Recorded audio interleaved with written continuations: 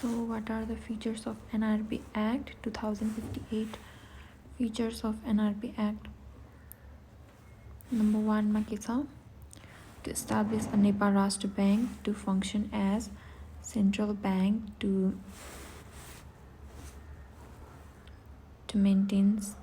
establish a Nepal Rashtra Bank to function as the central bank. Nepal Rashtra Bank लाई चाहिँ establish गर्ने. के गर्न? To function as central bank to maintain stability of price and balance of payment and the stability of entire financial sector to support sustainable development of Nepal is the objective of this act. Number 2 मा के छ? Clarification of various banking terms like currency note, letter of credit, promissory note. Number 3 मा establishment, objective and functions, duties and power of NRB.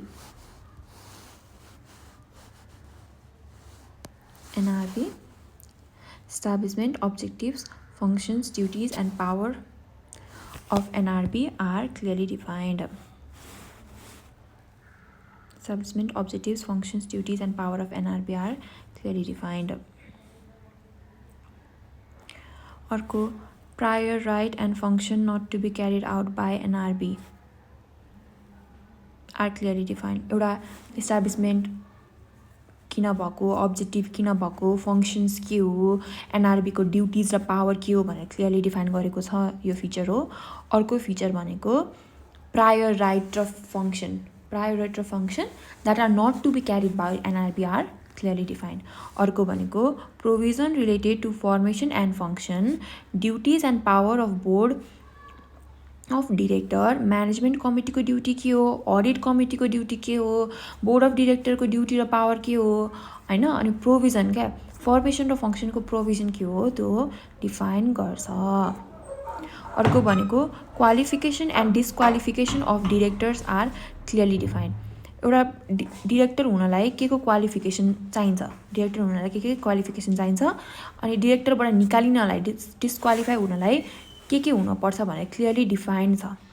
अर्को भनेको appointment, provision for appointment of governor, deputy governor, director are clearly defined. के provision चाहिन्छ त? एउटा governor हुन, deputy governor हुन, director हुन, त्यो चाहिँ क्लियरली डिफाइन गरिएको छ. अर्को भनेको provision related to capital of NRB shall be received from Government of Nepal and Government of Nepal may after the capital of NRB.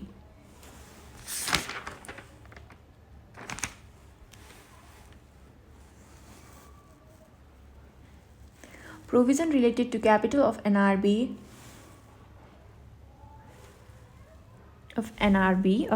shall be received from Government of Nepal and Government of Nepal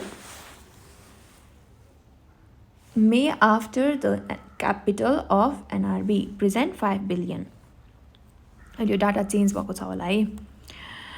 Number 9 मा the bank shall prepare the account of its profit and loss in each fiscal year as per Nepal accounting standard NAS, an international accounting standard shall be taken as a basis which has not been included into NAS clearly defined. The act provides NRB full power to formulate, implement and cause to implement monetary policy of Nepal. यो एक्टले चाहिँ NRB लाई फुल power दिएको छ के गर्न? To formulate गर्न, implement गर्न अथवा कज टु इम्प्लिमेन्ट भनेको इम्प्लिमेन्ट गराउन के चाहिँ मोनिटरी पोलिसी अफ नेपाललाई फर्मुलेट गर्न, इम्प्लिमेन्ट गर्न अनि कज टु इम्प्लिमेन्ट गराउनलाई.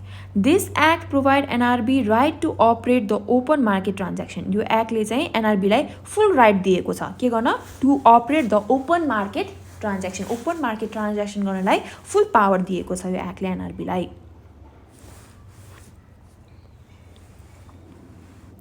12 नम्बरमा this act provides NRB power to issue bank notes and coins. यो एक्टले चाहिँ NRB लाई पावर दिएको छ के गर्न? To issue bank notes and coin. 13 मा this act provides NRB full authority to formulate, implement and cause to implement and management foreign exchange policy of Nepal, यो एक्टले चाहिँ एनआरबीलाई फुल अथोरिटी दिएको छ के गर्न, टु फर्मुलेट गर्न, इम्प्लिमेन्ट गर्न and cause to implement and management, के म्यानेजमेन्ट गर्न, foreign exchange policy of Nepal, जसले मोनिटरी पोलिसीलाई फर्मुलेट गर्न, इम्प्लिमेन्ट गर्न एन्ड कज टु इम्प्लिमेन्ट गर्नलाई फुल अथोरिटी दिएको थियो नि, त्यसरी नै फरेन एक्सचेन्ज पोलिसी अफ नेपाललाई पनि इम्प्लिमेन्ट गर्न, फर्मुलेट गर्न, इम्प्लिमेन्ट गर्न and cause to implement and management गर्न फुल अथोरिटी दिएको छ एनआरबीलाई। NRB, the banker, advisor and financial agent of government of Nepal. NRB लाई banker पनि बनाएको छ, advisor पनि बनाएको छ अनि financial agent पनि बनाएको छ government of Nepal को। Banks approval required for accepting deposits or giving credits is clearly defined. Bank को approval required for accepting deposits or giving credits. Bank को चाहिँ approval चाहिन्छ के गर्नलाई, required के को लागि, accepting deposits and giving credit चाहिँ के छ, clearly define गरेको छ। This act provides NRB full power to regulate the functions and activities of bank and financial institution. यो एक्टले चाहिँ NRB लाई full power दिएको छ to regulate the functions and activities of bank and financial institution. जस्तै bank तथा वित्तीय संस्थाहरूको एक्टिभिटिज अफ फङ्सनलाई रेगुलेट गर्नलाई कसलाई फुल पावर दिएको छ, NRB लाई यो एक्टले। कुन एक्ट, नेपाल राष्ट्र बैंक एक्ट 2058 ले। Provision of commercial banks and financial institutions shall obtain license from NRB in order to conduct bank and financial transaction. यसले चाहिँ कमर्शियल बैंक र अन्य फाइनेन्शियल इन्स्टिट्युसनले चाहिँ they shall obtain the license from whom?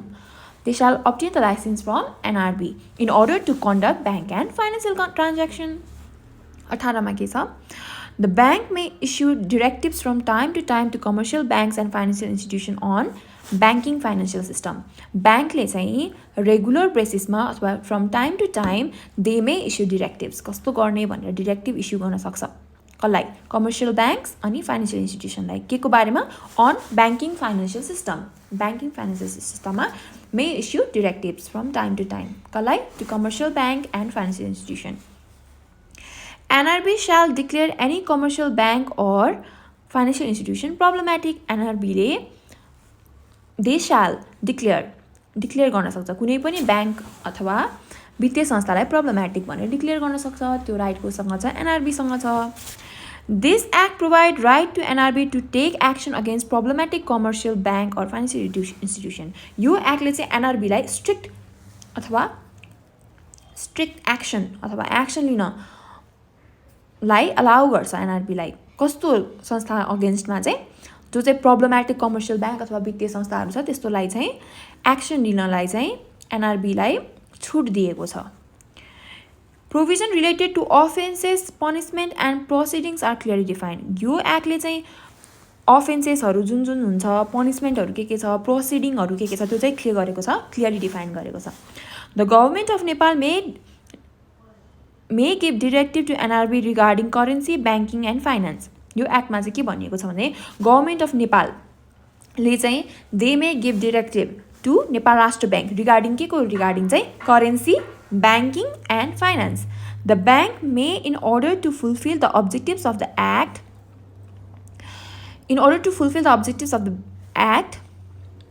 the bank may के गर्न सक्छ, frame and implement necessary guidelines from time to time subject to this act or regulation or bylaws framed under this act.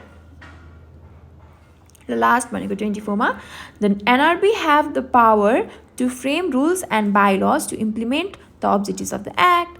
NRB मा चाहिँ के छ, power छ to frame कस्तो rules and bylaws to implement the objectives of this act. Thank you for listening.